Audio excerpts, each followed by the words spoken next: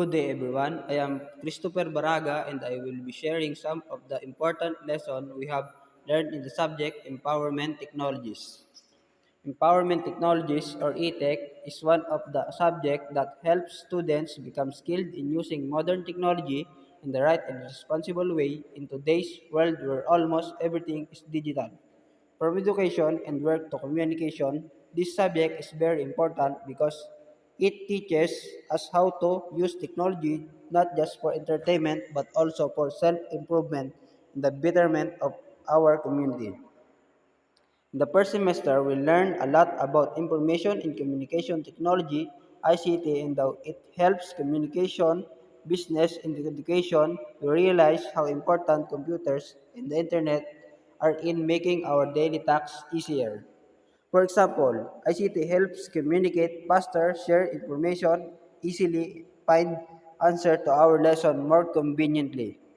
We also discuss online platforms and applications like Facebook, Canva, YouTube, and Google Forms for creating documents, presentation, and online collaboration.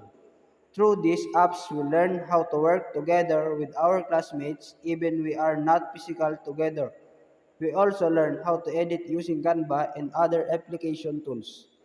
Other important lesson was about online safety, security, and etiquette where we learn to be responsible and careful when using the internet and social media. We discovered that not everything we see online is true.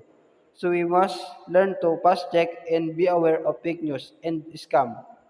Respecting others online is also essential because our action on the internet reflect who we are in real life. Aside from that, we also studied multimedia and web design where we learned to combine text, images, sound, and video to create meaningful digital content.